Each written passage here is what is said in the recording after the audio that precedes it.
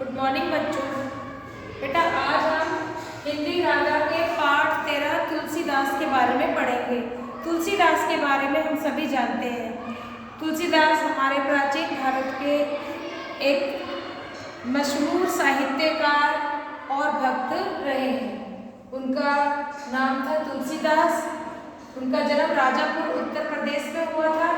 उनके पिता का नाम आत्माराम और माता का नाम तुलसीबाई था।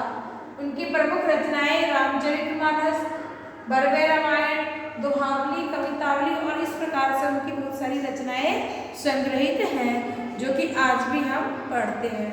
इस पाठ में हम तुलसीदास के दोहे के विषय पर चर्चा करेंगे। तुलसीदास ने बहुत सारे दोहे लिखे हैं। इन दोहों के माध्यम से तुलसीदास जी ने मनुष्य को समझाने का प्रयास किया है कि हमें जीवन में किस प्रकार का व्यवहार करना चाहिए, किस प्रकार की जिंदगी हमें जीनी चाहिए। तो हम पहला दोहा जो कि है तुलसी मीठे वचन ते सुख उपजत चहु और, तुलसी मीठे वचन ते सुख उपजत चहु और, वशीकरण एक मंत्र है परिहरो वचन कठोर। इस दोहे के माध्यम से तुलसीदास जी ने ये बताने का प्रयास किया है कि मनुष्य को हर किसी से मीठे वचन यानी मीठे बोल बोलने चाहिए। मीठे बोल बोलने से एक तो सुनने वाला भी प्रसन्न रहता है और जो दूसरे लोग होते हैं उनको भी अच्छा लगता है।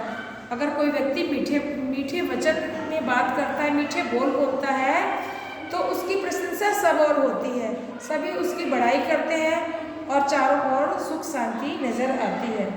और मीठा बोलना एक वशीकरण यानी कि वश में करने वाले मंत्र के समान है। जिस प्रकार वशीकरण मंत्र से किसी व्यक्ति को वश में किया जा सकता है, उसी प्रकार मीठे बोल बोल के भी हम किसी व्यक्ति को अपना बना सकते हैं।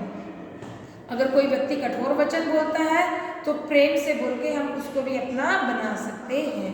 इस प्रकार दूसरे दोहे में कहा गया है मधुर वचन ते जात मिट उत्तम जन अभिमान, मधुर वचन ते जात मिट उत्तम जन अभिमान, तनिक शीत जल सो मिटे जैसे दूध उफान।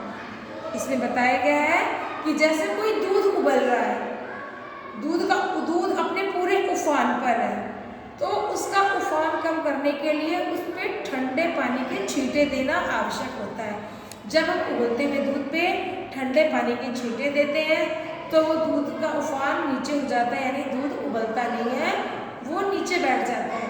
इसी प्रकार जब हम किसी से मीठे मधुर वचन बोलते हैं तो कोई अभिमानी व्यक्ति भी होता है, गुस्सैल व्यक्ति भी होता है, तो वो भी दूध जैसे नीचे बैठता है तो उसका अभिमान भी कम हो जाता है और वो भी शांत हो जाता है।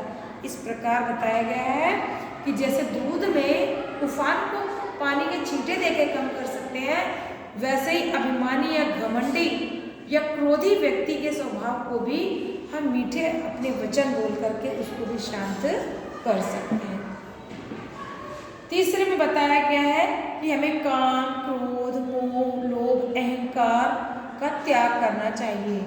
इसमें बताया गया काम, क्रोध, मद, लोभ को जब लो मन में खान, काम, क्रोध, मद, लोभ की जब लो मन में खान, तब लो पंडित मूर्खों तुलसी एक समान। तुलसीदास जी ने कहा है कि हमारे मन में जब तक लालच, क्रोध, अहंकार जैसे भाव हैं तब तक पढ़े लिखे यानी कि पंडित में और मूर्ख यानी कि अज्ञानी में कोई भेद नहीं है। क्यों नहीं है? क्योंकि उसने अपने मन में बुराइयों को, विकारों को पनपने दिया, उनको संभाल के रखा है। और दूसरी ओर तुलसीदास जी कहते हैं कि जिस व्यक्ति के पास कुछ भी नहीं है पर वह उसके मन में संतोष यानी कि सब्र है, तो ऐसा व्यक्ति के पास सारे धन न होने के बाद भी वो संपन्न माना जाएगा। तो तुलसीदास जी कहते हैं कि व्यक्ति को सारे अभिमान छोड़ के सब्र का यानी कि संतोष का धन अपनाना चाहिए। संतोष यानी कि सब्र एक धन के समान है। जिसके पास सब्र है उसके पास समझ लो सब धन है, परंतु जिसके पास सब्र अर्थात संतोष नहीं है तो समझ लो धन होने के बावजूद भी वह मूर्ख यानी अज्ञानी के समान है। इसका अगला भाग हम अपनी अगली क्लास में पढ़ेंगे। आप सभी बच्चे इस तुलसी के पाठ को ध्यानपूर्वक पढ़ेंगे, दोहों को समझेंगे। अब हम अगली क्लास में मिलेंगे। धन्यवाद।